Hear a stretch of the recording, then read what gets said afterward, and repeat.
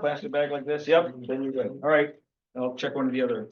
All right, well, again, I think one of the main purposes of having a club is having an opportunity to have us share what part of the hobby we enjoy doing, or and so that other people can benefit from that.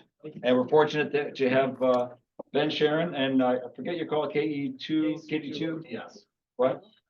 But he'll tell you, Carl. And he's going to do a presentation on solar power in applications within ham radio. He's got a great PowerPoint that we will get up here as soon as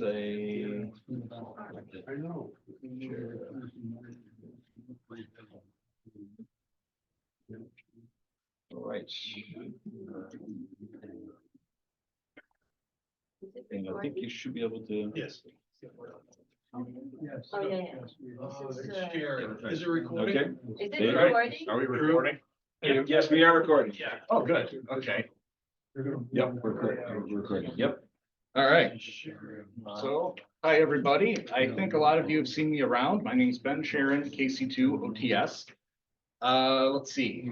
I have been a licensed amateur radio operator since about 2005. That was my freshman year in college at RIT. I got licensed at as part of a club there, K2GXT.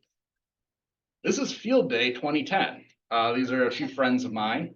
And right here, there's 2 solar panels sitting there, and we operated for a decent amount of Saturday on this. So I've been interested in alternative energy for a while, probably even a bit before I got into amateur radio. You okay? Yep, no, I'm just. Oh, thank you. Oh, nice. There you go. There you can see more of the tree now. Perfect. Thank you. Is it being recorded? Yeah, I think Yeah, we're good. Yeah. Where? You sure it says sharing? It's says- sharing, it's on recording. The little red record right there. In the cloud, yeah. Okay. So really, I mean, to me, amateur radio, communication is something that we take for granted, obviously. We have the internet. It's really not a big deal to email somebody on the other side of the world, call them, video conferencing, whatever. But I think we would all agree it's still kind of magic to be able to do it using a little box you have on the table and a wire thrown up into a tree like that.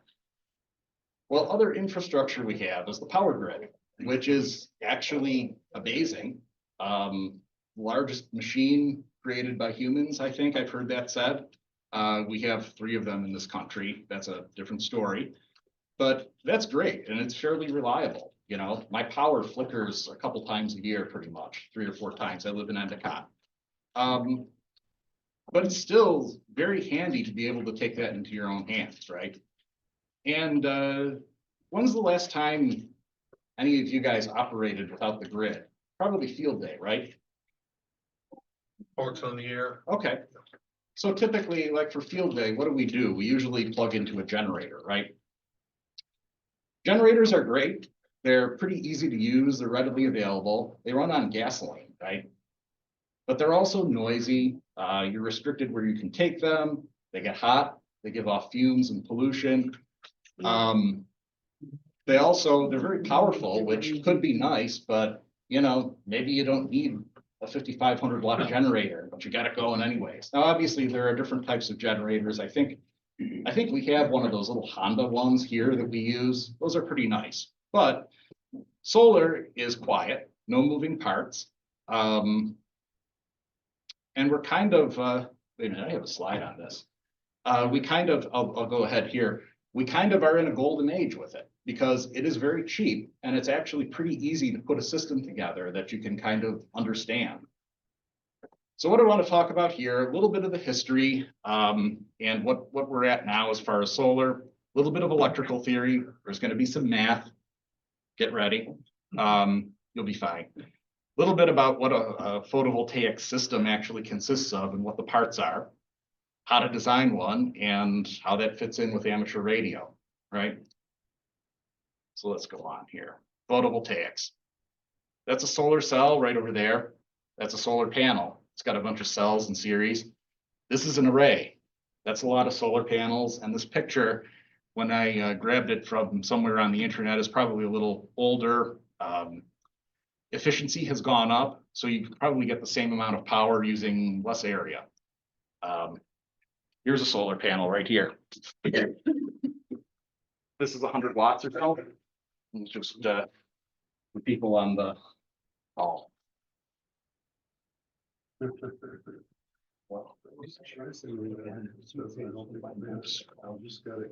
Right, little bit of history here.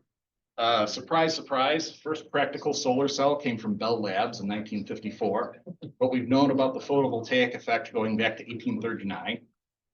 I didn't put this on here, but there's a little bit on the internet about a Canadian inventor, I think a guy named George Cove, who supposedly made a practical solar cell in 1904, 1905.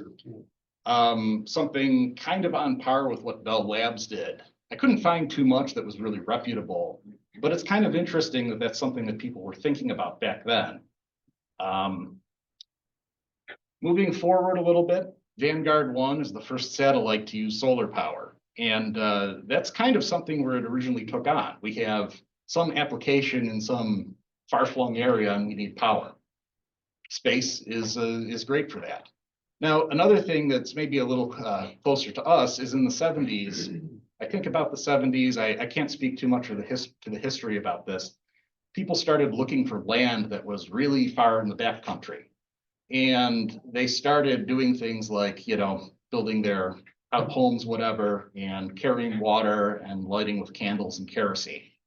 Now, solar panels were pretty expensive back then, but people started to realize, hey, even if I'm just running a tail light bulb or something, and I've got a car battery that I charged with this, you know, primitive solar panel, that's a big improvement over burning kerosene for light. So that was kind of where this sort of started. And of course, several of those people were looking at amateur radio too, and CB radio. So there was a natural fit there. Again, remote communications. You know, I know someone that was taking empty beer bottles and spraying it in black and actually hooking them together to make solar panels. So that's actually interesting because it sounds like solar thermal. That's kind of, yeah, I don't really have anything on that now, but that is definitely another great application. You can use that to, you know, save a decent amount if you heat water with gas or wood or something like that. No, that's great. Use the solar power to heat up the linear to heat up your room. You can do that as well. Actually, photovoltaics are cheap enough. You could do that. Yeah. Theory. So a solar panel is basically a PN junction. It absorbs photons that creates electron and hole pairs. You have electrodes. You capture those with a circuit. What is PN junction? So if you have a semiconductor, it's basically referring to how you dope that with impurities. You know, a solar panel, photovoltaics are one example. You'd also have something like a diode or a transistor. Bell Labs was doing a lot of research into that. That's how we got transistors as well. LEDs too, actually. So that's another thing. So there are a few different types of solar panels you'll see. There's a lot of development into different types, but a lot of this is kind of focused on things that you would probably be able to easily acquire. So silicon solar cells are still pretty common, but monocrystalline and polycrystalline is the type of silicon. The polycrystalline cells are a little less efficient. The monosilicon or the monocrystalline are a little more so. I think out of these two panels here, the one over, you know, on the far end there, I think that's poly. And you can see it has that broken glass type look. So that's one. Those are actually a spare solar panels that were installed here. Oh, really? In Copernic back in the 1993 timeframe. 93. Wow. Okay. Well, anyway, there's also thin film. Now, I didn't put too much in this about this in here. You know, there's some discussion about like, you know, just what it actually takes in terms of resources and energy to manufacture photovoltaics. Thin film tends to take the least amount. just because there's less silicon. It's the way it's designed.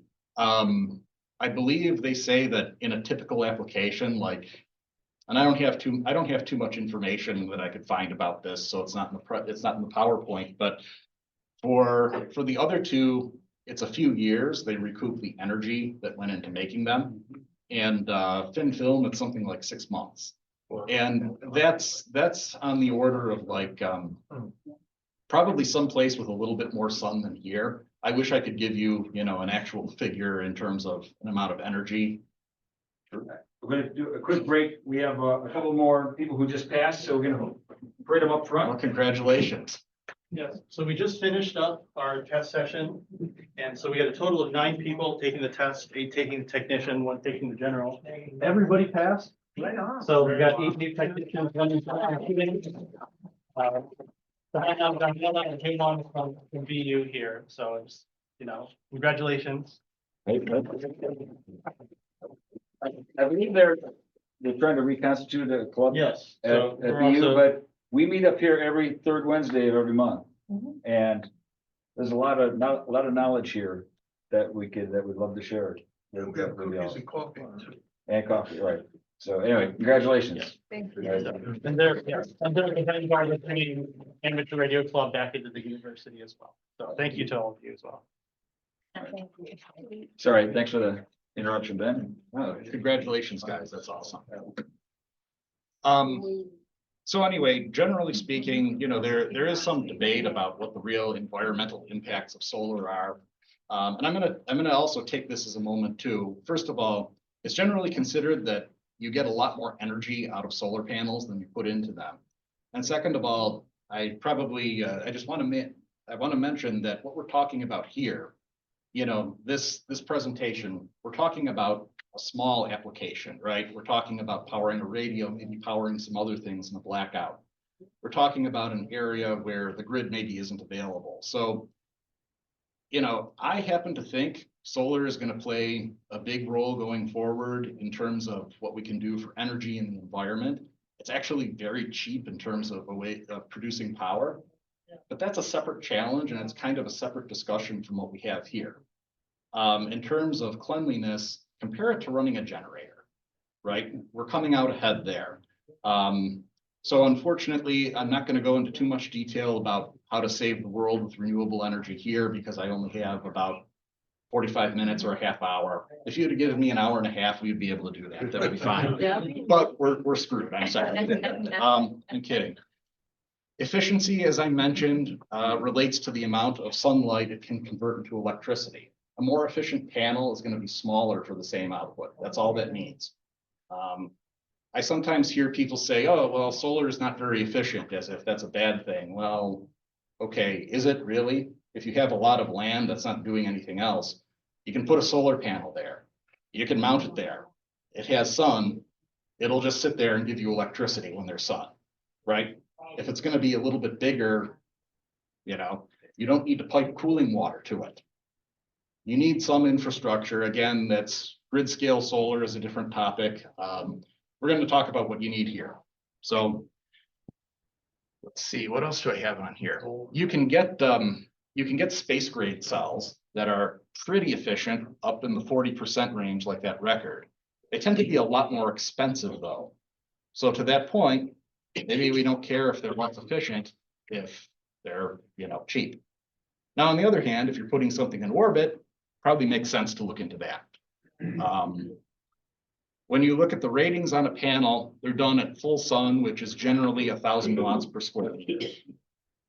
So most panels are around 20% efficient. Some of the consumer ones you get are going to be a little more. It's probably some a little less. That's probably like the state of the art for what's being made now. I have a panel that I bought on Craigslist that's was probably made in the 2010s. Efficiency is probably a little bit less. But I mean, again, I got a deal on it and it works. But yeah, so if you imagine a 1,000 or a 1 meter square, in theory, you'd get about 200 watts from that. Now that's full sun too. Those are all the best conditions. Reality, no, whatever. Okay, I'll preface this by saying we are in New York State. the sun actually does shine here. What? It's that glowing orb that you see in the sky sometimes. This is an observatory. Someone will be able to help you find it if you don't know. Solar insolation data right here. The National Renewable Energy Laboratory actually maintains some of this data. You might want to go see if you can look into it or download it before whatever, you know. Hopefully, I think it's pretty safe, but usually they have maps that you can look at that will tell you kilowatt hours per square meter per day. And that's basically saying how much energy am I going to get from a square meter, you know? So if I divide that by 1,000, I can get sun hours. And that's basically saying, you know, here's my panel. The sun is perpendicular to it.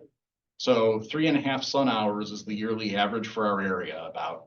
So imagine if the sun, obviously the sun doesn't do this, but if you imagine it was directly overhead and perpendicular to the panel for 3.5 hours and then it's gone, that's kind of saying it's equivalent to that. Now that's the yearly average.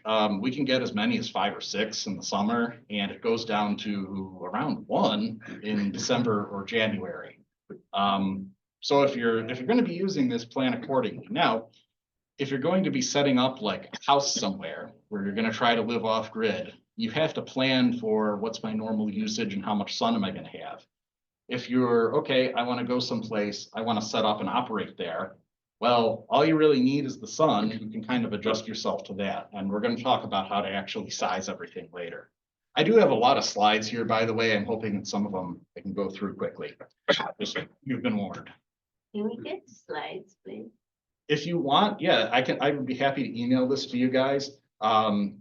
I will probably, there are some more references I think I would want to add in the back if you know, more links and stuff like that. Sure. This is one of these solar irradiance maps here. And I don't think you can really, I'm not sure how well you can see this, but the key here is kilowatt hours per meter square per day. So you can basically read this as hours of sun.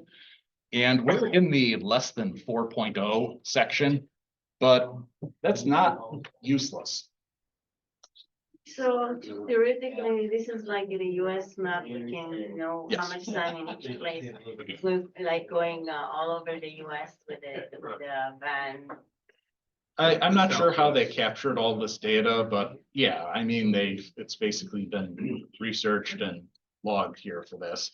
And they have other, I mean, they have a lot of different data sets. There's worldwide ones you can find too. There's different types of irradiances. I mean, this is direct normal solar is what I mentioned with, you know, your perpendicular. What else do I have? This was another thing just showing kind of the costs of photovoltaics over time. It only goes up to like 2019, but that's less than 50% a lot right there.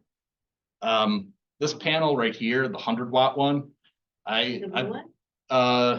it's this one right here. Oh, sorry. Just show that on the, Thank you. Yeah, it's.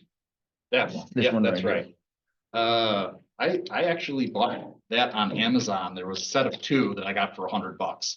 So, yeah, so that's where we're at right now. And that's why this is really interesting. Yeah, how do you know which solar panel to buy? Oh, I'm gonna get into that kind of. We're gonna talk about ratings now. All right, here comes the math. Oh. Does this look familiar to everyone? Yeah. Okay, we had people who just got licensed. You should see some of this, right? Okay, so volts, amps and ohms. Okay, we've got volts and power right here, right? We're pushing current across a resistance with a voltage. You can think of it a little bit like water. It's kind of, the analogy sort of works. You can think of voltage as being like water pressure, right? What's interesting here, you got power, volts times current, volts times amps. And with power, keep in mind the relationship between voltage and current right there. If we have a certain number of watts, we can increase the volts and lower the amps, or we can increase the amps and lower the volts, right? So that has implications when we talk about using low voltages for powering things. And a lot of amateur gear runs off of 12 volts, right? Which is nice. It means that in some cases we might end up with thick wires. Get to that too. So that's just something. So anyway, power tells us how fast we're using energy. Let's see. Does anyone know what a watt is actually defined as? Joule per second. Correct. Okay, Whoa. so what are you to get if you multiply watts times time? Watt hours. Watt hours, yes. Watt hours here, okay. And likewise, an amp is a coulomb per second, right? We call it amp hours. Now, I've talked to people who kind of get a little bit irritated at the idea of like a watt hour or a kilowatt hour, because that unit is basically, it's joules, like you said. When we're working, with electricity here, I think it's easier just to talk about watt hours.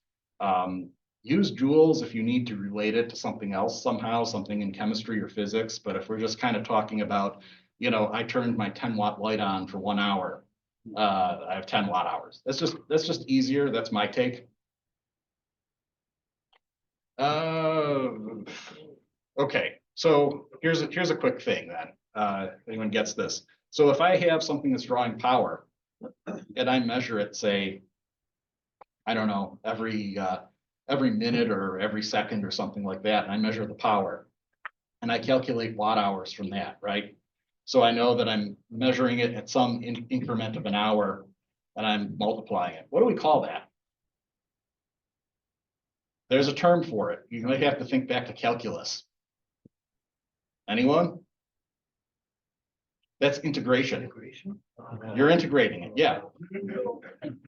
That's what it is. So you know the rate it's using energy, and you're basically accumulating that over time.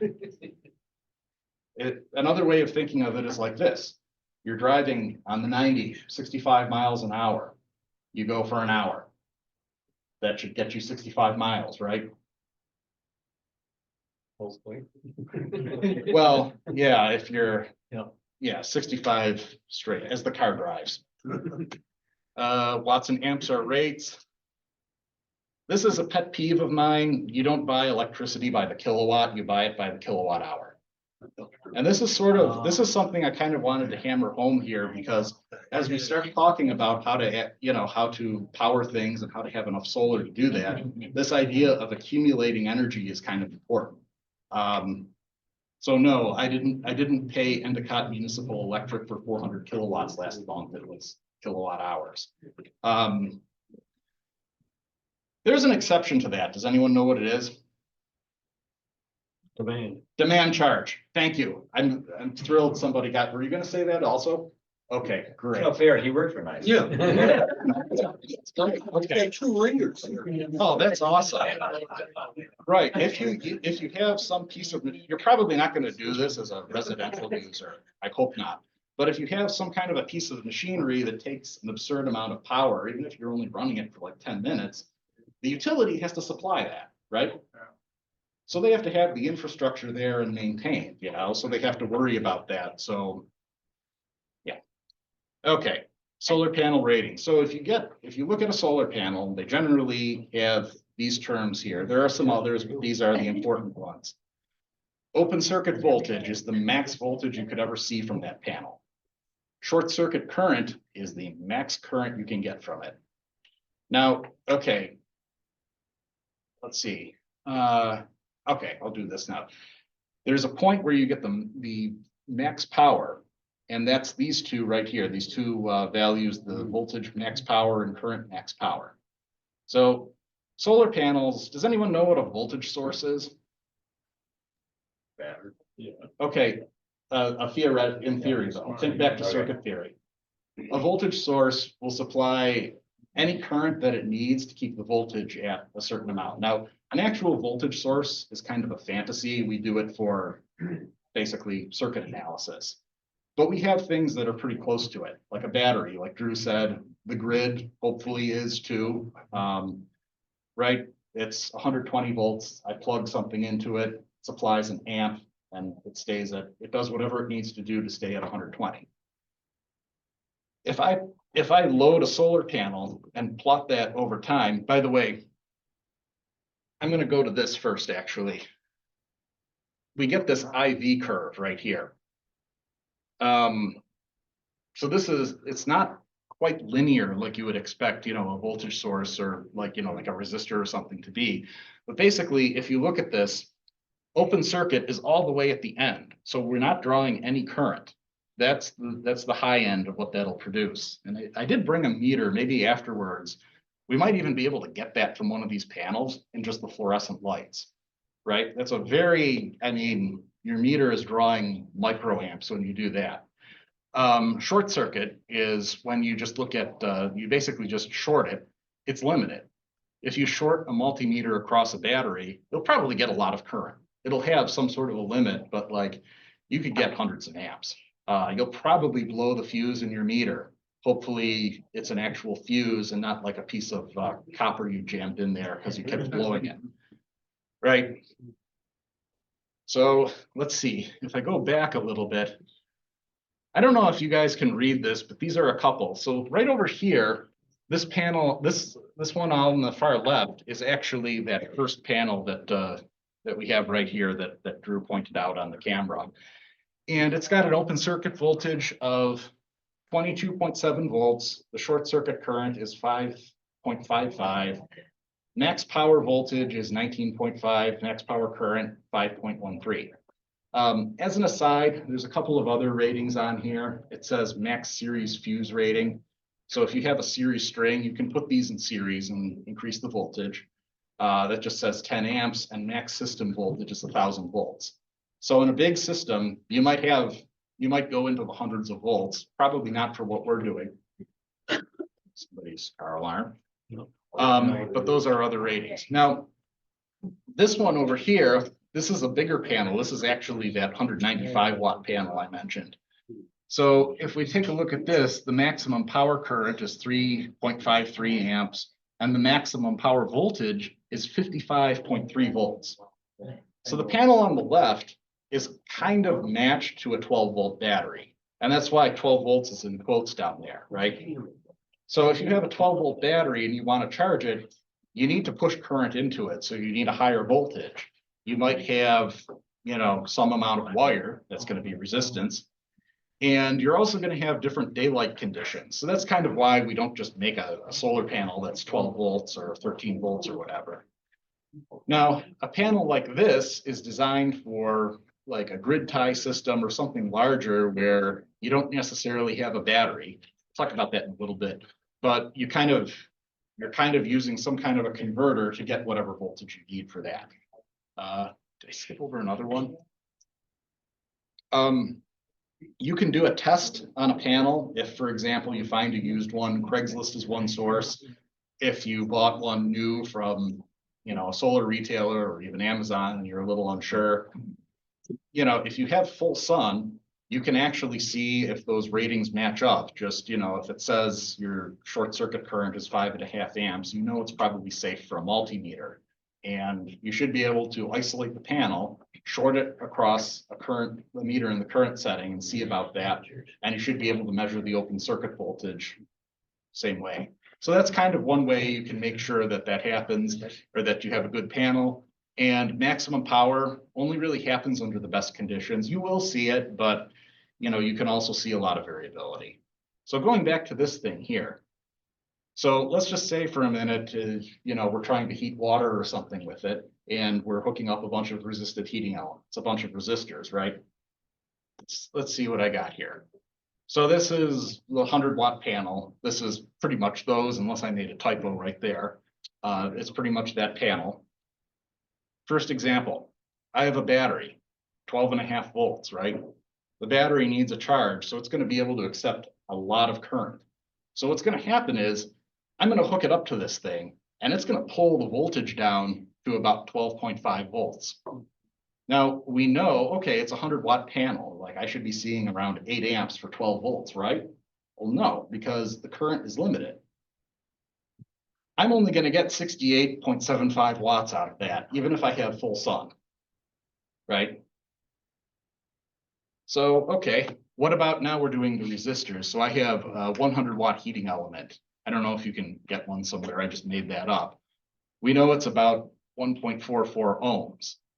So, okay, we know the max current I'm gonna get is around 5.5 amps. If you remember the curve, it was sloping a little bit, so it's gonna be a little less than short circuit.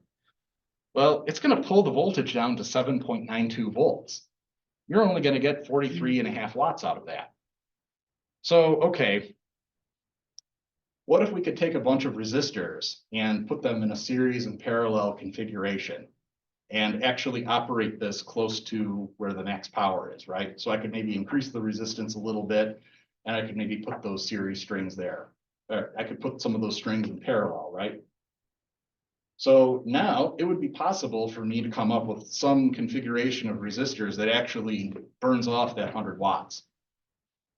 What does that remind you guys of? We have the solar panel. What's that? Impedance matching. Yes, it's like tuning an antenna. That's kind of what we're doing here, and that's exactly what it is.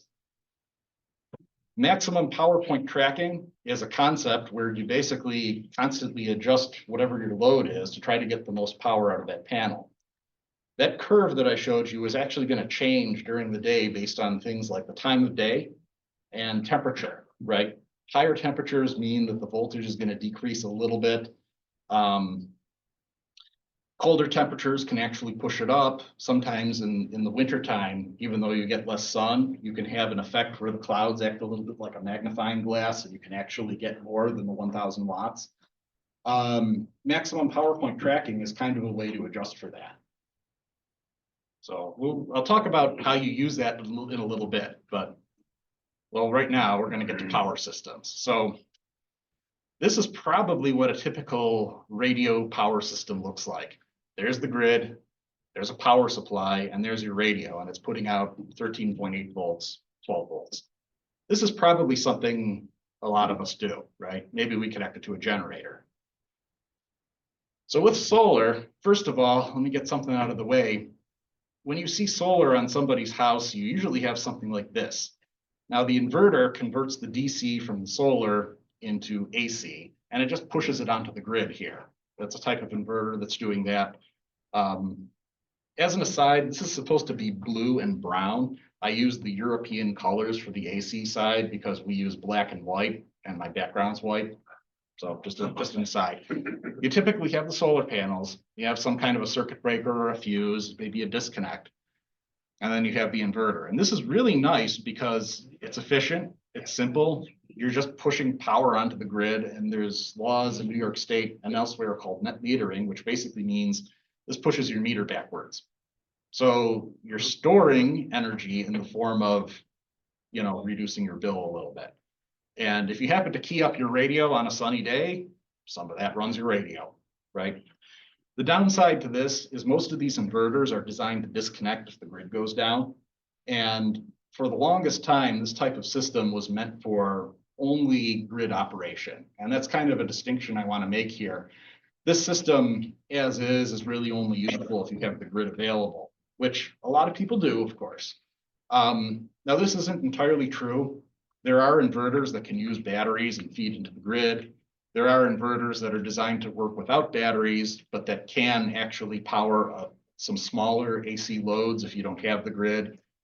Someone realized that, okay, we have a natural disaster. This guy's got 10 kilowatts of solar on his roof, and he can't do anything with it, right? So, you can charge your phone and run some small things. But this is a typical residential system. This is kind of an off-grid system. We've got a solar panel, one or more. We've got a charge controller, which we'll talk about in a bit. We got a battery. We have a radio right here. We have maybe some other things that are going to run right off the battery. And we have a different type of inverter that's going to be able to run some AC things as well.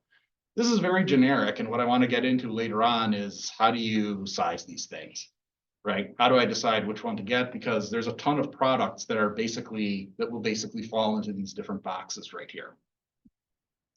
There's also this, which I just want to mention because it's kind of interesting. There are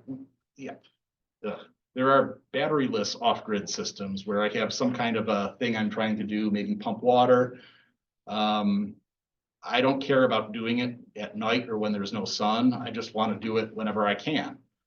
Some people will, they'll have a well, and whenever the sun's out, they just pump water to a tank uphill, and they just do that instead of storing the energy.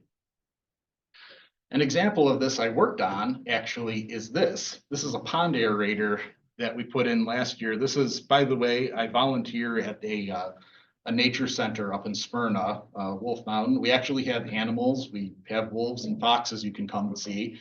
I recommend it. Check it out. You can see our pond. You can see, I have a couple other pictures too, from systems there. We're going to do something like this also for a waterfall in one of our enclosures. Whenever there's sun, we have water, and hopefully some foxes should enjoy that. But the pond actually looks a lot nicer now. This has worked out great. There are two systems here. That little beige box has a compressor. There's another one over there. This was thrown together, the solar panel mount, so excuse it being a little crooked. But you can see the two little bubblers there. The pond looks great. This works well. I've seen this bubble even when it's gray outside, but each side has 400 watts.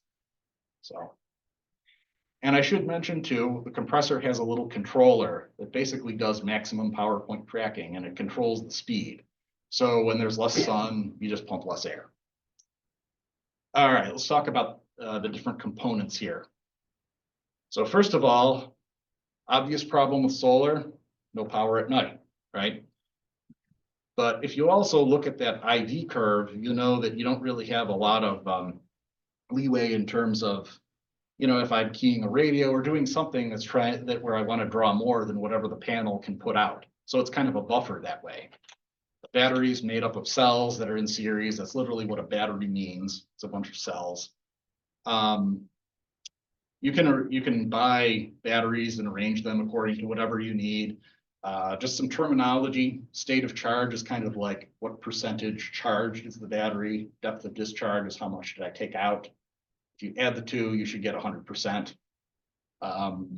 Depends on, you know, how you're talking about the battery. It makes sense to use one or the other.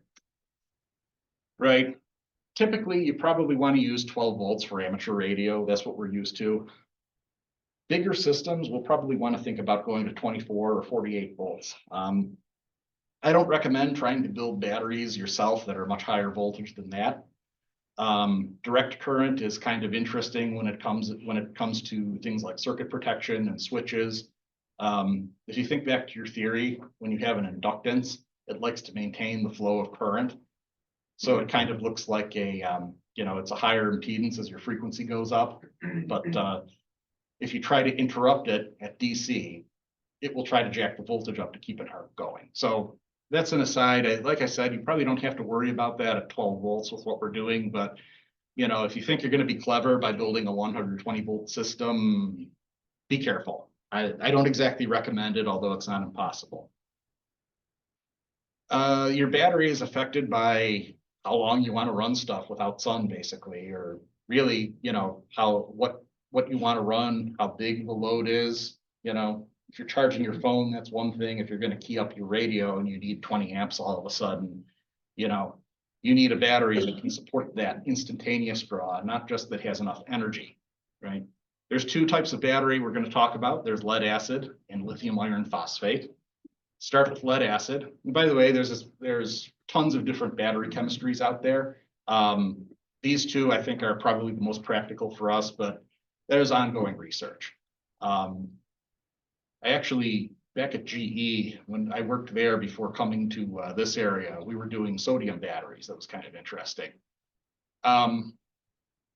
Lead acid is old. It's well known. You know, we all know it, love it. It's our car battery, basically. A car battery is what you'd call a shallow cycle battery. Dumps a ton of current to the starter motor, and then it gets charged instantly, right?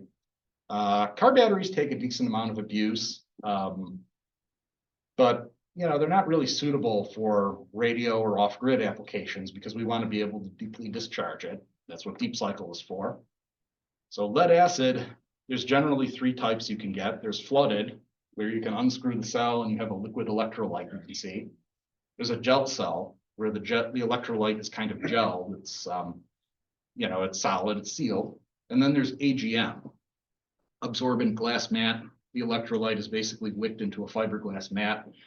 If you're going to get a sealed lead acid battery, I think that's the way to go. That's my opinion. They tend to last long, and they tend to have, you know, they tend to basically have good power density.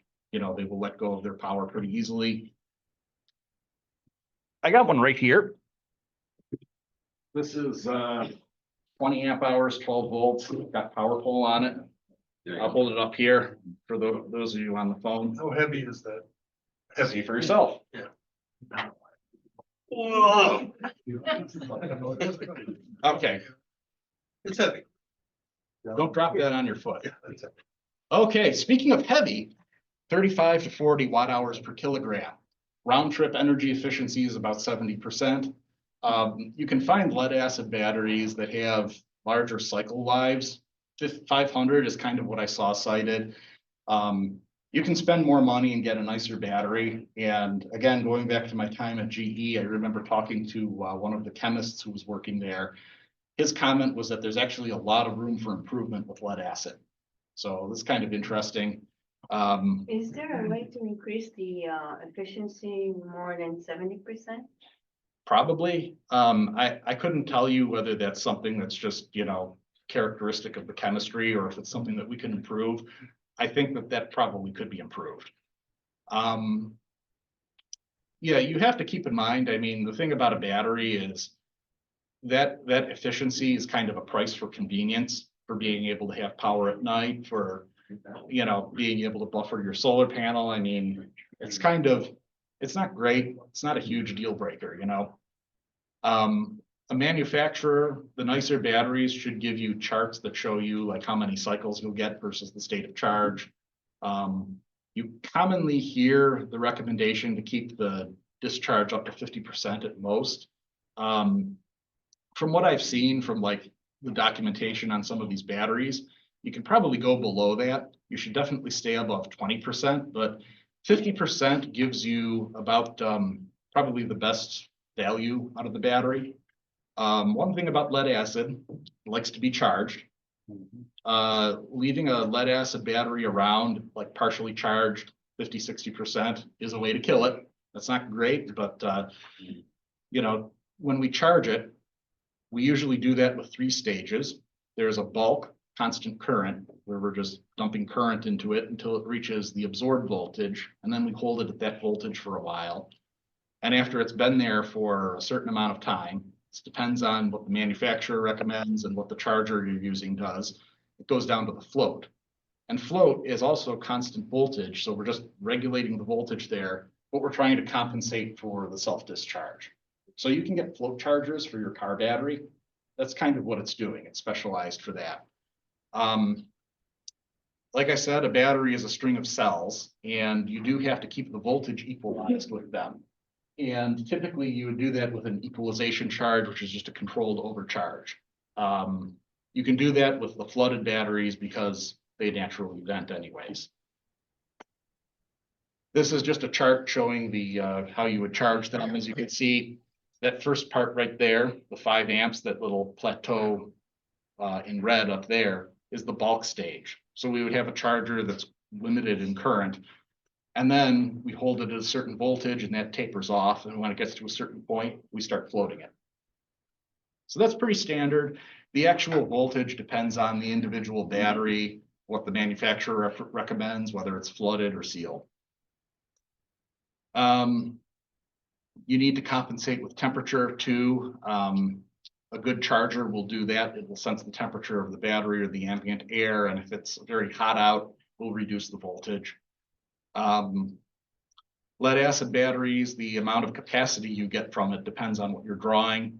You'll usually see ratings based on draining it over a certain number of hours. For solar, we usually use 20 because it's close to 1 day. If you're putting batteries in parallel, try to keep the number of parallel streams lower, just because you want to make sure that you can have even current going through. Ideally, you get a bigger battery that just has a single series string. So going back to the Nature Center, I put this in a couple of years ago. These are 8 L16 batteries. This is 840 amp hours at 24 volts. There's 2 strings there. And this is outside. It's in kind of an insulated box here. These have been working pretty well. I think that size battery is commonly used in forklifts, but people use them in alternative energy systems too. So, okay, lithium iron phosphate. lithium chemistry, one of many. Much higher energy density, better efficiency too. You typically need a battery management system with them, but a lot of batteries have that built in. Usually these will disconnect to prevent an over or undercharge. They're still sensitive to that, but you know, they have some of that logic built in. They're also safe. They don't really tend to go into thermal runaway, which is another way of saying they're not prone to bursting into flames, which is kind of a plus. They're sensitive to temperature. They don't like to charge when they're cold. They don't have a problem sitting around half charged. That's probably my favorite thing about this battery is you can leave this at 50% and it'll be fine. Usually they tell you to charge it fully once in a while. But, you know, if you have a battery that you're going to grab for whatever briefly for, you know, operating someplace, you can, doesn't matter if you don't have it fully charged in storage. I've seen recommendations that if you know it's gonna be stored for a long time, you should have it charged around 80%.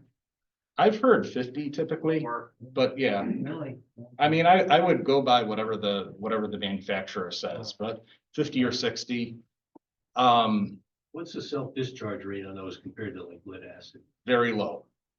Very low. Like I couldn't even really find too much information on it. I'm sure it's been documented, Car but battery, if you just leave a car sitting there, it'll be dead in a month.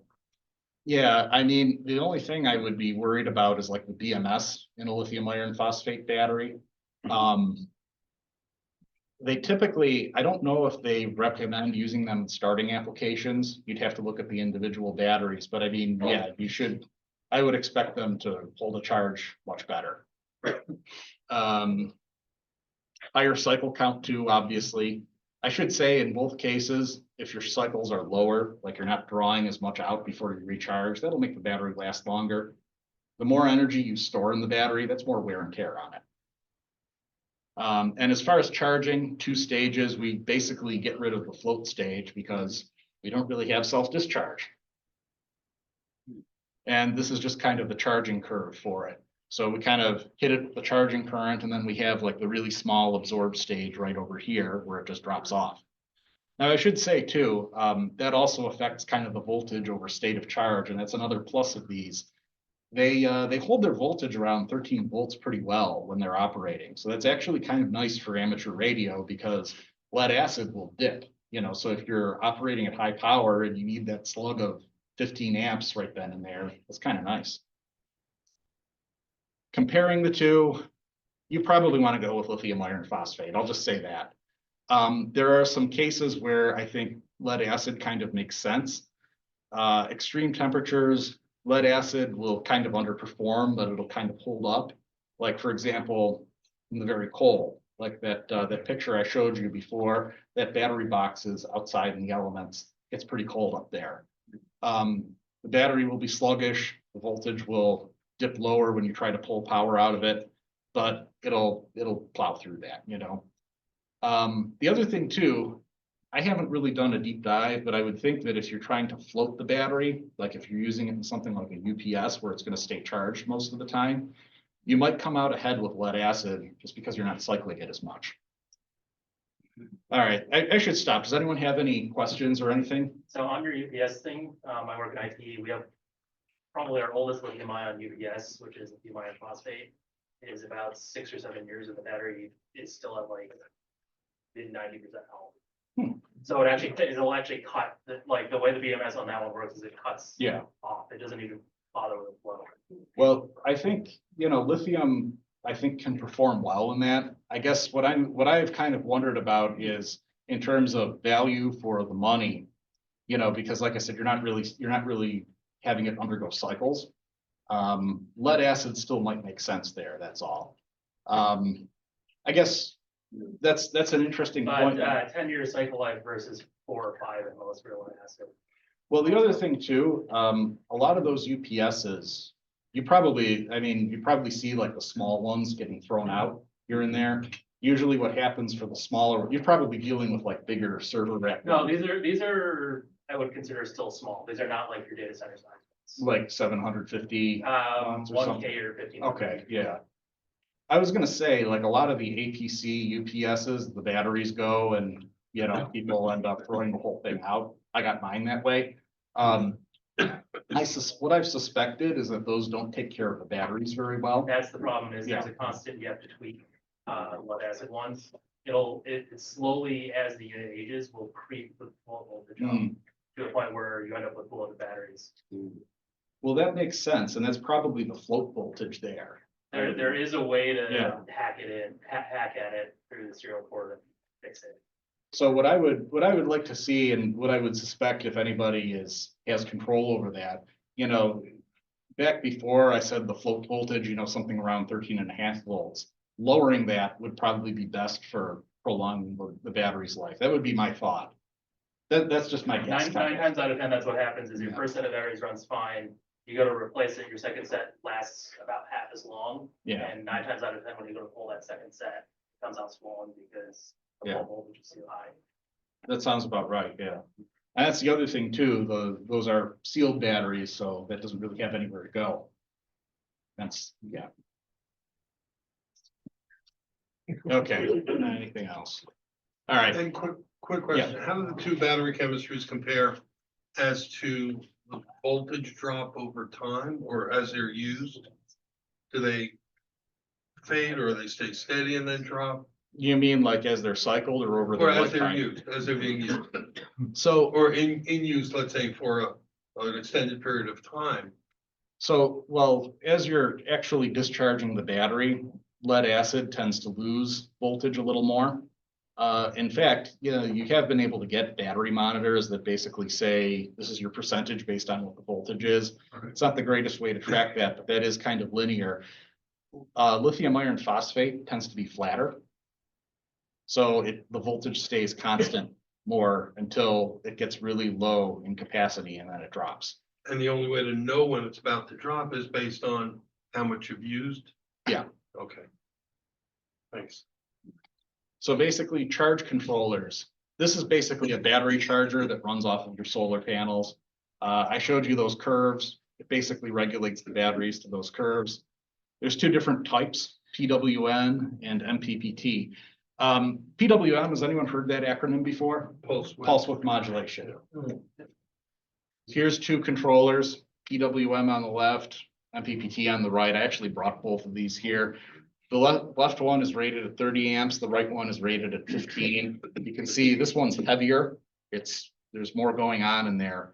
The PWM controller, it's really just this. This is my highly detailed schematic of one. It's just a switch. It's just turning the solar on and off.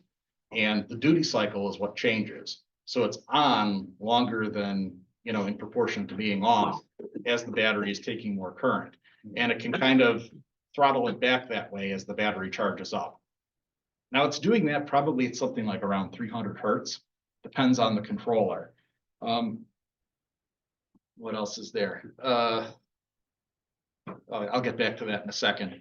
If you remember that IV curve, the voltage or the current that goes through this, it's basically, you have to size this based on the short circuit current because it doesn't do a whole lot in terms of limiting the current. You also have to have a panel that roughly matches the battery. And so I showed you, like for this one right here, the panel, the voltage at max power is around 18, 19 volts. You know, you wouldn't want to use the big, 55 volt panel I showed you for that. You could, it would probably damage the controller. And if it didn't, you'd be wasting most of the panel. Just as a quick aside, there are charge controllers. These two have it. They have this load output. These two are basically designed for lead acid, and they have that as a way so you can power a load and it'll shut off so you don't over discharge the battery. That's nice to have. I wouldn't necessarily run something big, like I wouldn't hook my radio to that, but I would keep an eye on the voltage while operating. Some charge controllers can turn a light on at dusk and off at dawn too, which is kind of nice. MPPT. This is more complex, but this is doing what I was talking about before, and it's actually trying to match the panel to the battery. There's a couple of interesting advantages to this. These are usually microcontroller driven, so you can usually program them and tweak all sorts of different settings. they'll usually have presets for different battery chemistries, but if you had like a weird chemistry or you wanted to adjust it a certain way, you can usually do that. The solar doesn't have to track the battery voltage. So you can put up solar panels in series and you can run smaller wire back to your controller and it'll step it down to charge the battery. You can use panels that have the strange, the weirder higher voltage ratings. Those tend to be the cheapest on a per watt basis, so you can leverage them here. You get a little bit of extra, idle draw from these controllers just because they're more complex. They tend to be a little more expensive too. Anyone recognize this circuit here? Anyone want to guess what? Buck or boost converter? It could be either. In this case, it's kind of a buck converter. Basically, it's a switching power supply. Most of these charge controllers are basically a buck converter. And for a little more confusion, this is still using PWM. It's switching the top and bottom switches alternately. But this is going to actually let us convert the extra voltage that the panel gives us to something lower that the battery can use, and we're going to recover current that way. So this is one way you would do impedance matching. And this resistor right here would actually be the battery. Just want to give you an idea of kind of what's inside some of those controllers, because this is going to operate probably in the tens of kilohertz. So potentially more EMI, something to be aware of. Whether it's going to be a problem or not kind of depends on your system and who designed the controller. Comparing these two, just a random rule of thumb, if you have less than 100 watts, you probably may as well use PWM. You might have an EMI advantage. If you can get an MPPT controller, you might as well use that as well. If you have a very large system, definitely go with MPPT. You might as well at that point, because you're going to be spending the money anyways, and you can just leverage some of those advantages. Anyone got any questions? What about the portable operations? I've seen those on Amazon, or you even Harbor Freight, you can get those little foldable arrays, and for like people, for Coda or soda or whatever. Any experience with that, or any thoughts about? I don't know what those are doing in terms of the charge controllers. From what I've heard, the panels work fine themselves. Mm-hmm. They should be rated similarly. They have the same way of rating them as these. I would probably count on replacing that with a nicer nicer charge controller in that case. But I don't really have any particular. Is anybody here those on panels. any portable? All right, well, The only two. what? I'd like to. Yeah. I've looked into buying those. They're typically just raw panels without converter. Well, I've got a charge control. Yeah, Without then you also have to control, schlep the battery as well. Yeah, Yeah. they usually do not come with a control. Yeah. It's just. Okay. You can buy these folding solars. All I would really caution you against is compare like the price and what you're getting to some of the other panels. You might be able to get a better deal by looking at a panel like this one here, but then again, it's worth it going for a smaller panel if you're looking for something portable, especially if it's something that can fold up like that. Yeah. Let's see. In terms of sizing, you can put a huge solar array behind an MPPT controller, and whatever the current rating is, that's the max current you'll get out of it. If you overload a PWM controller, that current will force its way through and you'll probably damage it. Like I said, you need to kind of match the solar panel to the battery, but you got more flexibility here, right? So I can wire 4 of these panels in series for, 400 watts, 48 volts, and I can get 40 amps at 12 volts on the output, basically, or 35, 40, whatever that works out to. So that's kind of nice. Okay, one more, let's see, as far as this, just keep in mind that curve and how a solar panel kind of behaves, but you can, if you know what you're doing and you keep an eye on it, you can kind of just hook that up in parallel with your battery. A lithium battery that has a BMS will just disconnect when it's overcharged, and the voltage will go up to that 20 volts or 19 volts or whatever. So if you have your radio on that, might not be desirable. But if I know that I have a small panel, like, this one here is like 25 watts, and I know that, my battery was half charged, you know, in that case, you can kind of just wing it then. You should probably have one. You can find a cheap one that's better than nothing. All right, real quick, I wanted to include this just for, you know, completeness. Inverters converts direct current to alternating current. You probably don't need one if all you care about is operating. If you find yourself needing to build a very big system, it might make sense to use an inverter and push 120 volts everywhere. You probably don't want to bother with that, though. It's more complexity. That being said, it's nice to have, because if you build a system like this, you're probably going to want to run something else. I got this thing right here. This is a little 300-watt inverter. I don't know if people can see it. This was like $100 on Amazon. This works well. It runs a coffee grinder. But a lot of these cheap inverters don't have a true sine. I'm gonna get to that actually. Okay. Older inverters were just a square wave. They just turned the DC on and off. Somebody figured out that you can add a pause to that, and they came up with what they call a modified sine wave, which is a slightly less bad square wave. You can get sine wave inverters pretty easily. This is a pure sine wave inverter. Here's what I'm saying, and all you really need to know if you're not really familiar with this is the quality of the output right here. The square wave has a lot of harmonics, a lot of other sine waves stacked onto it. The sine wave is fairly pure. It's what you get from the grid. It's what pretty much everything you would plug in is expecting. Even like a cheap sine wave inverter like this thing is better than trying to go with a square wave or modified sine. I'm just going to say that. These aren't really technical terms, but you'll see them if you Google. A low frequency inverter versus high frequency kind of refers to how it works. Does it make low voltage AC and use a bog standard 60 hertz transformer to give you 120 volts? Or does it step the DC up to 200 something volts and make AC from that? The advantage to the second one is it's a lot smaller. That's what this thing's doing right here. The low frequency is nice if you have something very big, like a motor that you need to start, because that transformer gives you a little bit of inertia, so to speak. If you're doing this, you're probably not trying to start your well pump.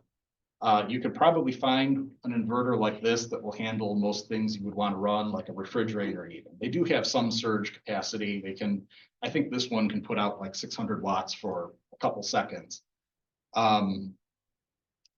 Like I said, both are switching power supplies. You know, you have to kind of experiment if you're operating while using them. You can get export ones that do 230 volts, 50 hertz. Like I said, take starting the load into account. And also remember, you know, 240 watts AC is 20 amps DC, so size your wiring accordingly. There are inverters that are actually bidirectional. It's possible to design it so that it will move power in either direction, and they have a transfer switch. So it's like a UPS. Some people will get one and wire it up to a sub panel, so they have part of their home backed up, so you can do that. This is my other picture from the nature center. This is one that I installed. This is a Victron 3000 VA, 3000 watt kind of inverter.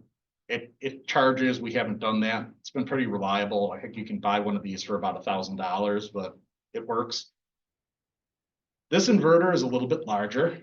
It's 1.25 megawatts. When I was with GE, we were commissioning these things, and this was being used behind lithium batteries to actually, this is from California. This is taller than I am, even without the pad here. This thing is, it was interesting to deal with, I'll put it that way. This is probably a little bit bigger than what you're going to use for amateur radio operations. For like the switching device and that. And this thing used IGBTs. Not familiar. Isolated or insulated gate bipolar transistor. You're familiar with MOSFETs? Yeah. So a tiny inverter like this one here is going to use MOSFETs. An IGBT is kind of a compromise between that and a bipolar transistor. It has a gate that you can drive with a voltage like you would a MOSFET. But when it's conducting, you have the diode drop instead of the resistive drop that a MOSFET would give you. So for higher voltages and currents, they tend to make a little more sense. MOSFETs have been developed too, but these were like 3000 amp IGBT devices. This is a 3-phase output. I remember we blew up a couple of those switches one time messing with it. It's good stuff. What's most of that? Is that just for storing solar or is that for like, It's a. load matching to get a So turbine spun up? this was Con Ed Dev in California. They had about 40 megawatts of solar. And they were using this to basically do some peak shifting. So, you know, this is getting into putting it on the grid. You have like, you know, you have the solar peak and then you have when demand is peaking. So you charge this up at noon, you know, you move, by the way, each one of these had, I think, 4 megawatt hours of lithium batteries behind it. Like I said, a little bit bigger than what you might do here, but basically you charge that up and then discharge it later when everyone's coming home from work and doing whatever. Yeah, it's, I think the input was like 800 volts DC and the output was 480 volts. And then that got stepped up to 34.5 kV and went to substation. So yeah, that was fun. All right, metering, have a multimeter. Clamp on meter is great for current. Yep. You can get, you know, a shunt is basically a calibrated resistance you use to measure current. Go back to Ohm's law. If you know the resistance, you can measure the voltage across it. The company that made that smaller inverter I showed you, you know, Victron, they have a smart shunt, which is a shunt with some electronics built onto it. You install that and negative leg going to the battery, and it basically counts how much power goes in and out of the battery. That one was cool because there's a Bluetooth app you can use with it. It's like $140 too, and you can say, oh, I've got, you know, an extra 10 hours of runtime for my vacuum cleaner or whatever. It's good to get some idea of what's going on. Really, try to at least have a voltmeter. Some lithium ion batteries have that built in. Some of them actually have Bluetooth. They'll keep track of that for you. There's a little meter, I forgot to grab it, called a kilowatt meter. You can get that for like $20. Measure that with AC loads. It's really nice to have. It's fun. Wiring. Obviously, you size the wiring for the current. Look up an ampacity chart online. You can follow that pretty much. This is an extension cord I'm using on this solar panel right here.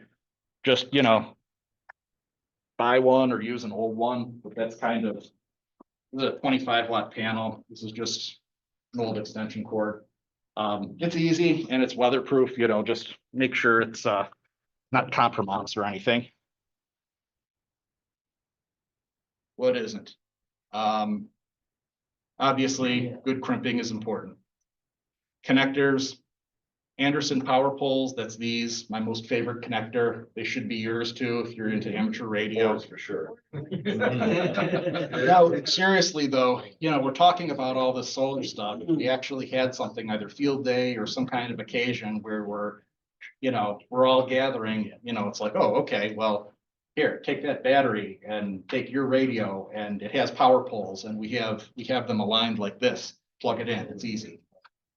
You can get these, this is actually 2 pieces that slide together. You can get different colors too. You can color code them. It's a nice connector.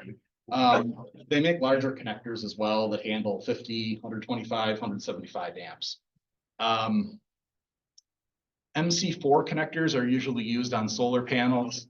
This big one here has it. Hold on a second. They look kind of like this. I'll hold this up to the camera on a sec. Get a closer look afterwards, I guess, so that you guys can see online. It's a weatherproof connector. It actually makes connecting these very easy.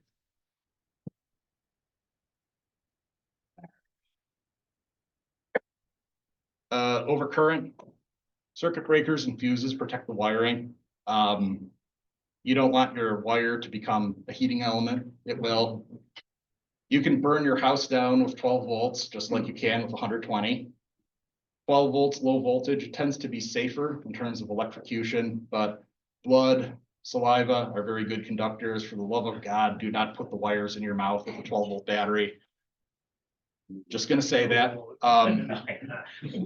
The battery can dump a lot of current into that, so, you know, we've all done that with like 9-volt batteries.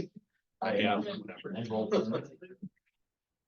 Having a way to disconnect the energy sources is nice. If you have a battery like this or whatever with a power pole on it, just unplug it. You want to be able to isolate that. And as an aside, those bigger power pole connectors, you can get clamshells to lock them out. So if you ever have done lockout tag out at work, maybe not necessary, but that's available. System sizing. Okay. Almost done here, I promise, but how do we figure out how much, what we actually need to buy here? Depends on what we're doing. What are you trying to power and how long? Remember I said, if we know what the power is and we know duration, we need to figure out how much we're using or how much we can acquire. How much battery do you need? This goes into what you're trying to do also. How much solar do you need to charge the battery? And from there, you can size everything else. Okay. Like I said, the clamp on meter, it's not the most accurate, but it's great for getting an idea of what you're doing. If you're operating your radio at home on a power supply, put that on one of the leads, see what the current is when you key up. Power and energy, going back to this. This is just stuff that I've measured using one of those kilowatt meters. I like popcorn. I have a popcorn maker that uses 1,350 watts. It runs for 4 or 5 minutes to make a bowl of popcorn. That's only 60 watt hours. That's a lot when you think of a small amount of time. That's not a lot of energy overall. My work laptop, 20 to 30 watts. Over a 10-hour workday, it's about 210 watt hours. So it's considerably more, but it's longer, it's a smaller load. That's important to think about because a lot of times, what's that? You work too long. I work for Lockheed. 10-hour days? I work at Lockheed Martin, yes, 10-hour days. Some occasionally 11. They're flexible, I break it up, but yeah. And in all fairness, that's just the time the laptop is plugged in too, so. I'm kidding. We won't tell, we won't tell. Yeah, so anyway, people usually say, oh, this thing shouldn't draw too much power. Or, oh, that's gonna draw too much, I can't run this. If you have something bigger like this 1,350 watt load, your inverter, your battery, whatever, has to support that. But you don't necessarily need a lot of bulk storage to run that because 60 watt hours is, you put this thing in the sun for, not even an hour, that's what you're talking about. So that's just something to keep in mind. All right, let's talk about a few real examples that I just made up, and then we'll call it a night. I have an FT857 as my main rig. Uses about 3/4 of an amp at 12 volts when it's just receiving, just at idle. TX depends on how much power I set the output as.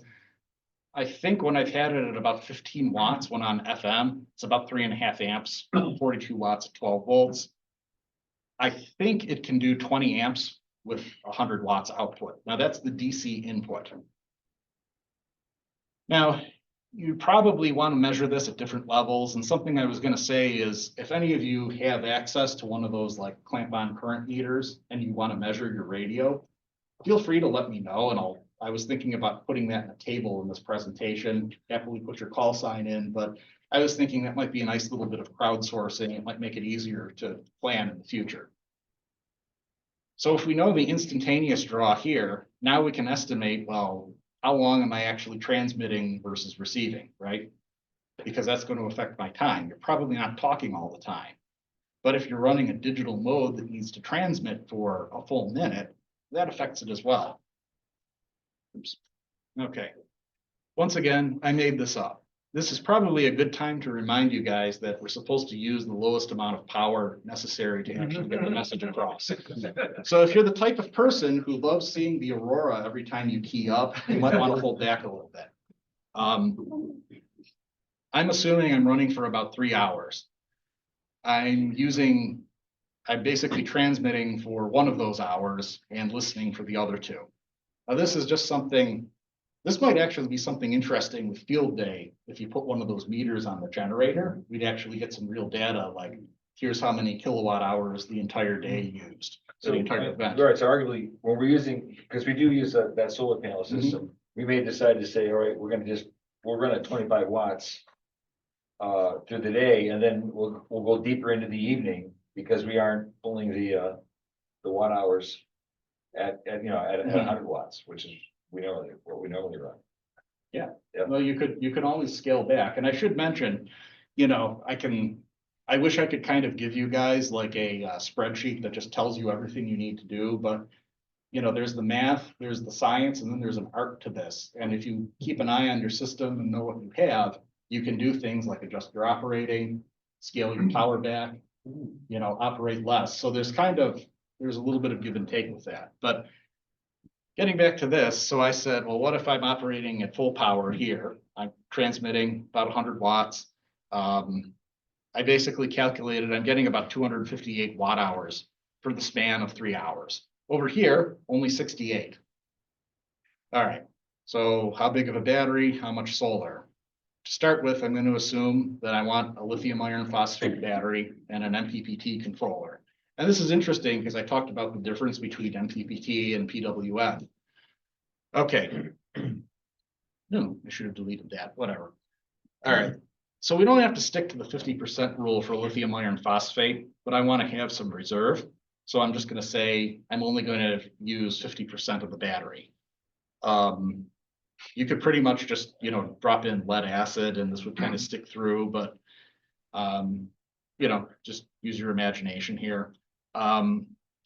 Ideally, we want the solar to put out as much power or to produce as much energy as we're going to use. So we're not really going to affect the battery too much, hopefully. Like I said, you can adjust this depending on how you operate, if you want to go longer or if you want to scale back, you know, just keep an eye on things. All right, high power. Batteries, charge controllers are not perfect. They have inefficiencies. I've assumed the battery, lithium iron phosphate, is about 90% efficient based on what I found researching this. And I'm assuming the charge controller is about 85%. I need about 337.25 watt hours. So I want that to be 50% of my battery capacity. I calculated a number of watt hours that is, and it's 12 volts. So that's 56 amp hours. 50 amp hours is a standard battery that you can get. It's the one I have right over here, actually. So I just said, get a 50 amp hour lithium iron phosphate battery. Now you have something you can look up. All right, solar. Well, I want to replenish that much power, that much energy. I get about 112 watts. So let's see. I think I got rid of that. So, all right, basically, we would look at that and we would say that's probably about 8 amps or so. So I need an MPPT charge controller that can handle at least 8 amps because I'm not going to get that all the time, but that's going to handle that range. This is kind of my little system right over here in this black ammo box, which we can, you know, feel free to come up and chat and take a look at this stuff afterwards. But, you know, that is a 15 amp controller and that would handle this just fine. But if we had a PWM controller, well, we probably need more here. Let's see, because if you recall, we don't have access to the full curve. So what I did here for this one, I basically divided the total watt hours by 12. So I'm figuring out the number of amp hours. Because we're looking at constant current from the battery. So probably need more solar. I probably want to have something like 200 watts in this case, right? So that's a little bit of an advantage. Now I should mention too, this is just something I'm grabbing, throwing in my car, and I'm going to operate someplace. I could probably ignore this if I've got enough battery here, you know, but like if I'm camping and I want to do this each day, that's kind of something you got to take into account. Okay, so this is the low power case. And in this case, I kind of went through a similar exercise here, except now I kind of said, maybe I can get by with a 20 amp hour battery, which is also standard. And whether you use a PWM or an MPPT controller, you're probably okay with a 50 watt panel. you'll get more from the MPPT, but maybe not enough to make it worthwhile. So you've gone from maybe spending like, you know, hundreds of dollars for a charge controller down to possibly 50 or so. So that's something to keep in mind.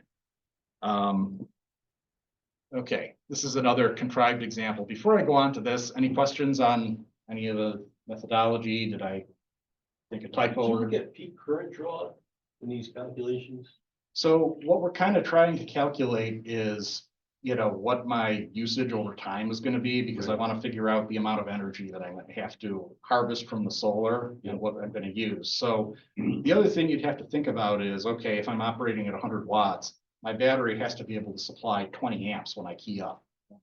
So a lithium iron phosphate battery can probably do that. If I was going to use lead acid, I'd probably want to use a bigger one just based on that. So that's kind of what I would consider. Generally, though, you know, that's not really going to affect your solar because you're, you know, that's going to have the battery to buffer it out and catch up. It is something you have to think about, though, if you're wiring that, of course. If you need 20 amps, that dictates your wire size. Anyone else? Yeah, 100 watt rig with a 20 amp hour battery, lithium iron Yes. phosphate, won't hack it. Cause I tried, that's what I started off with, that's not using any solar panel, but a 20 amp hour, lithium iron phosphate, with an FTDX10 on it, and, you key it, and, cause that's drawing about right around 20 amps. I key down at 100 watts, and, it took it right down to the, voltage cutoff. Oh, wow. Yeah. Because of BMS the, will- as it was will allow explained to us- me, the internal resistance of the battery, well, that current would drop that voltage down enough. So, Well, you're a little better off with lithium in that case. That is something, usually those batteries do have a maximum current rating, like the max that you can draw. So you'd have to take a look at that as Yeah. well. I found on a lot of those batteries, they have a max continuous and a max peak. Yep. And if it was 20 amps max peak, that's probably why. well, The other thing too is, you know, in this example I made up here, I mean, we have, let me see, what was that? You know, so if we assume that we're drawing something like 6 or 7 amps, I would think that should be okay. But I guess that's the, you know, that's the other thing too is, and you can usually find reviews on a lot of these batteries, see what people say, talk to other amateurs who've used them, you know. Like I said, that, you know, experience and kind of adapting to it also is important here. Okay, this is something I kind of made up here, and you can tweak these numbers to your liking or whatever, but the scenario is we're trying to run 4 stations at field day.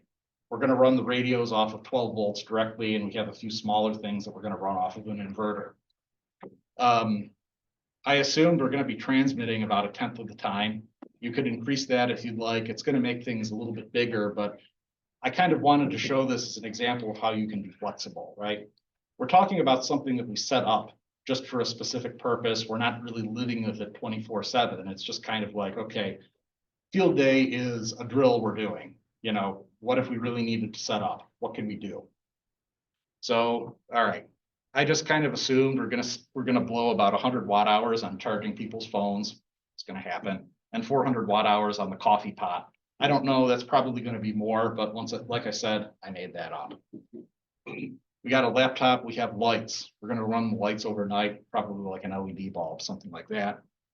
These two things, you know, basically everything below the radio is going to be running off of an inverter of some sort. Yep. We start with. During a popcorn machine, are you not coming? No, don't have to. I'm assuming since we're doing it in June and we have nice weather, we're gonna have 2 days of 4.5 sun hours. So we're gonna have about 9 hours. Yeah, I know. Yeah, it'll start raining the moment you pull the panels out. And we've got the inverter is about 85% efficient. Now, basically, this depends on how much you want to spend, how much gear you want to buy, and how you want to shift things around. I want to show you how it's possible or not possible, kind of. So this is my table right here. So we've got about 5.5 kilowatt hours before we actually factor in any of the losses. And I said probably about 7 0.2, 7.25 or so kilowatt hours. That's a decent amount. This right here, I mean, that's probably about what I use in a day at home. This is just an estimate. I'm kind of doing this to show you what the math and what the thought process is. You'd really want to measure it. You'd really want to, you know, decide how you wanted to handle this. So if we follow kind of what I was saying for the last system right here, basically, if we want to recoup this and assuming we get our 9 hours of sun, we could go with about 800 watts of solar. That's a pretty big charge controller. Now remember, we're just using MPPT for this. So the current going into the battery is basically battery voltage, is basically the power divided by battery voltage. So we need a pretty big controller. For the battery, we want to use basically most of the capacity. So we're going to draw it down 80%. So we need close to 10 kilowatt hours, about, well, 9 here at 12 volts. So that's pretty big. And in theory, this would leave us with a fully charged battery at the end of field day. But do we need to do that? I mean, field day is happening and maybe we can just let this sit with one solar panel for the rest of the week or until we need this again. So I picked a 400 amp hour lithium battery because that's still kind of standard, or you could parallel them and get that. And if we assume 80%, we get 3840 watt hours, which is kind of down here. That's just about would get us through the night with what we have. And we can get by with less solar as well. Let's see, only about, 3,400 watt hours from solar. So we could go down to about 400 watts, which is more manageable. So you can kind of see the idea here. We're flexing this over a single day. We're basically using our battery to carry most of it with a little bit of help from the solar.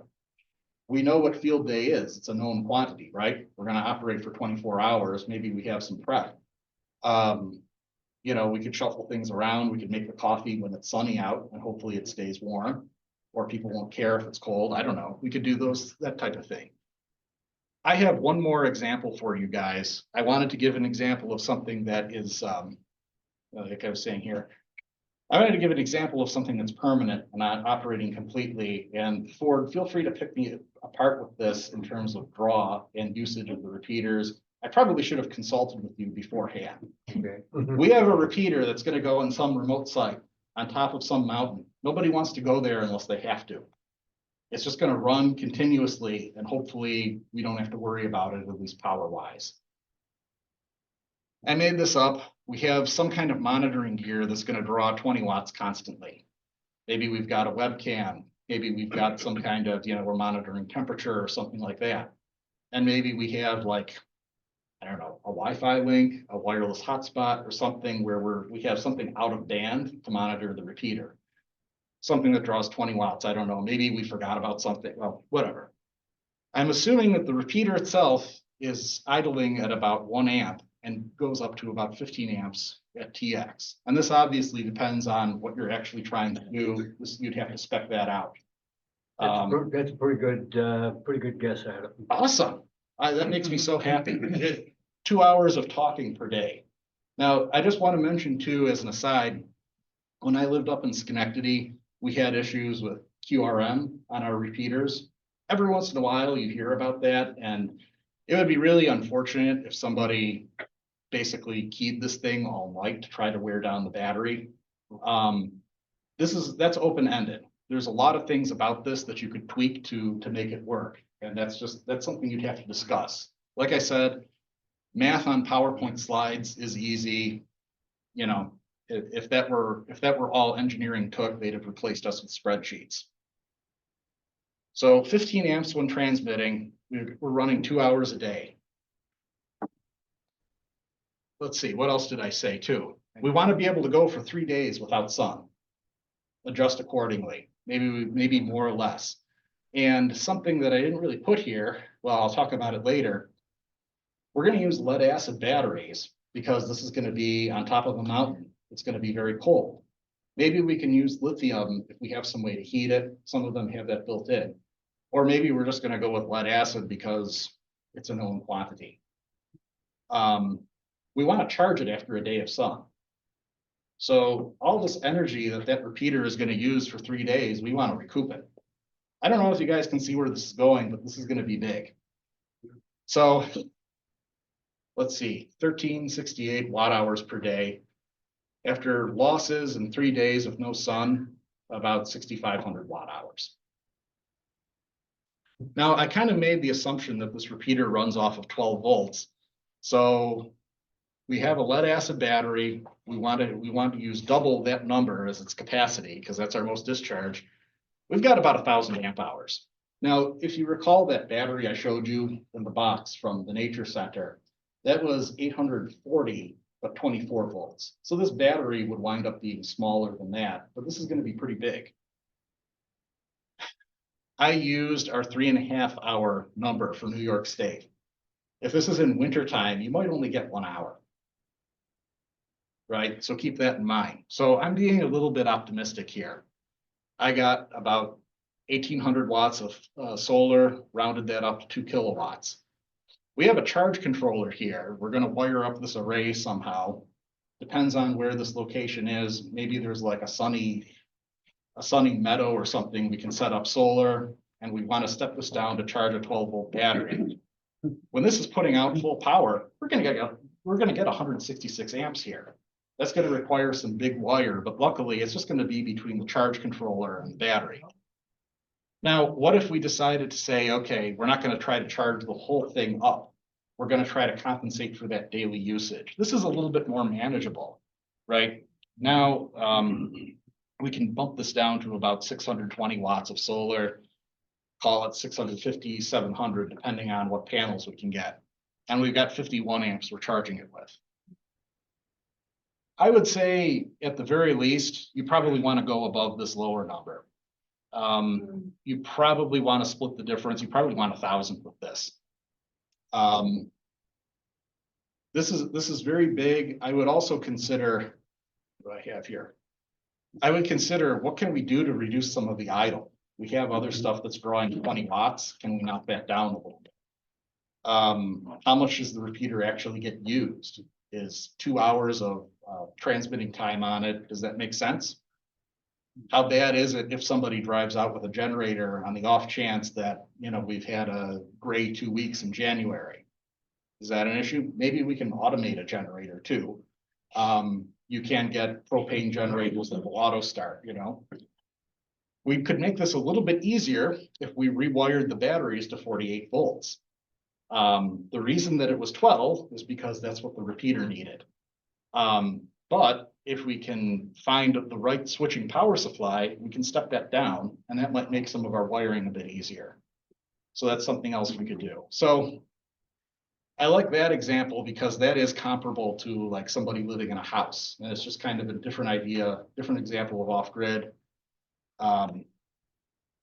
That's about all I have. So Here's an example for you. This is local. Do you know Leon Decker? No. 3LD? Okay, he's got a 145.29 fusion repeater down in the town of Conkle, out in a remote area. Mhm. I can't tell you what he's got for a charge, what he's got, but he's got solar panels Okay. and controller and batteries. And over the years, he keeps beefing it up. And normally it holds together good. But this winter, when we had those 3 or 4 days of a lot of lake effect snow. Yeah. And cloudy days and the whole works, well, somebody says, hey, Ford, Van's repeater's down. I says, yep, I says, well, pretty cloudy out there, no sun. And the snow, I says, I bet the solar panels are covered. Mhm. And I checked with him, he says, yep, that's it. And I told the people, I says, well, when the snow melts and the sun comes out, it'll be back on. And a few days later it was on, but he'd be an interesting one to talk to that. That's it. Yeah, Leon. And you know, maybe that's another thing too. Maybe it's okay if it goes down for a few days if it's a known Well, this is quantity. it, you know, yeah. So So does the open circuit voltage change much between a cloudy and a sunny day? I mean, a little bit, you know, maybe what, on the order of a volt or two. Okay, It depends on temperature, really. all right. Well, actually, oh, you said in terms of sun and clouds. If it's unloaded, no, actually, that might not, that Okay, shouldn't affect alright, it too yeah. much if there's enough sun. Sure, yeah. We use panels that work in our, bus shelters that light up, and I'm always shocked at how close to the open circuit voltage we get at night with the street lights on. Really? Yeah, I'm just like, wow. Of course, I mean, there's no current available. Yeah. But You run a lamp, but you have 300 feet. really stealing municipalities to run the street lights. Are there any issues with only charging on a really cold day, then you get a super warm up the next, like we just had, going from freezing to 70? So, for example, LiPo packs, they will have a voltage rise that could be problematic if you fully charged. In a cold garage, then taking outside, I did that once. The pack up. Could you speak up when you're in the back so that the people out on the live stream can hear? Sorry. So charging a battery when it's very cold and then it warms up, you'll see a voltage rise that could damage some types of chemistries. Is there a problem with lead acids? If I Lead charge acid- on, say, yesterday, and then it goes up to 70 today, that's 50 Fahrenheit rise.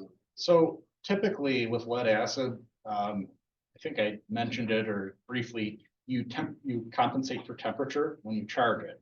Mhm. So if it's very cold, you might try to bump like the absorbed voltage up a little higher, so you can really push that extra charge in. Like I said, they like to stay charged. And you want to get that solid charge.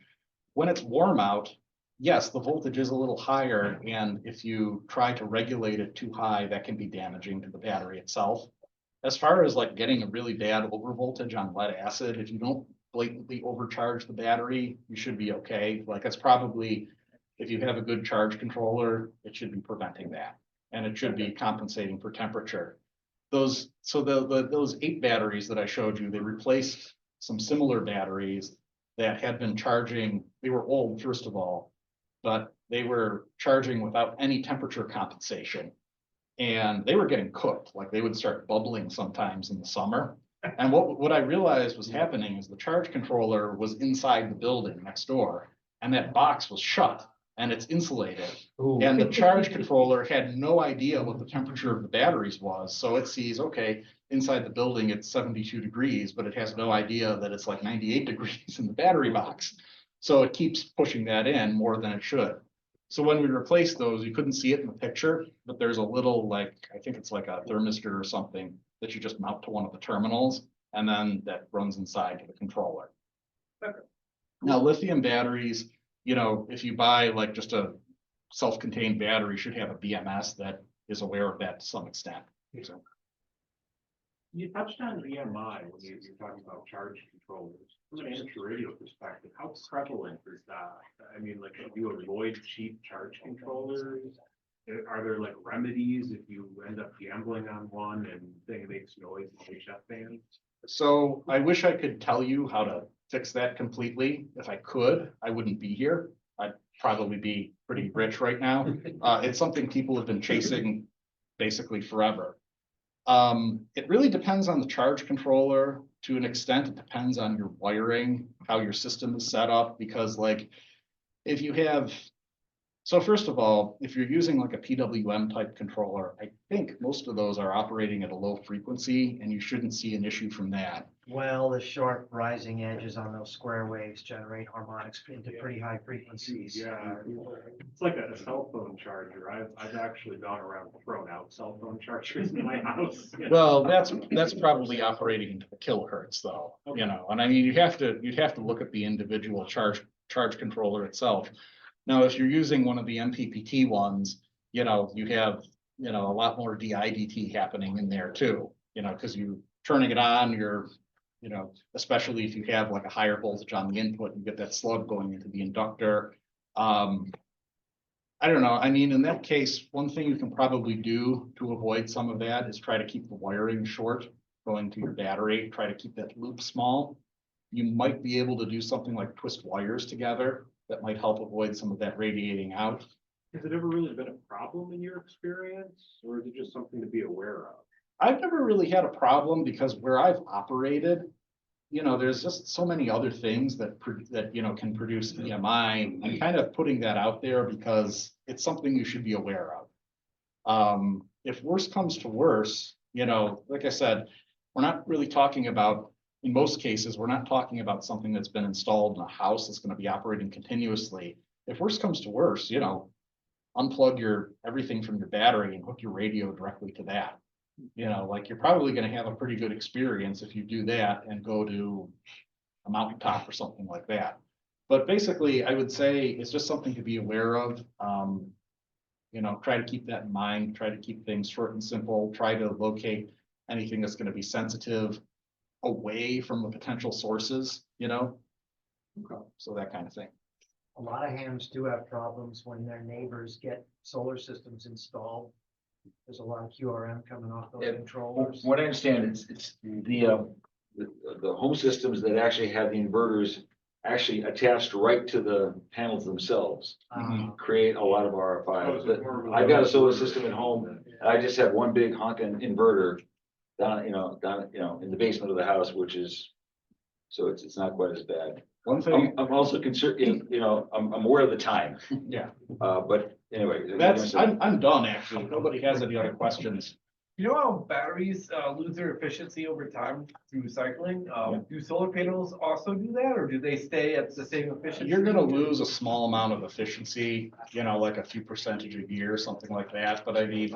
I'll use the example here at the Copernic, the solar panels we have out here started out as a 4 kW system. The most I get out of it at the brightest day is 3 kilowatts. So but again, these are 30, Oh, yeah. 30-year-old. Anyway, that's all. I'll hang around for a few minutes. Thanks. Right, thank you all for joining us on the for the program here, and we stop the recording.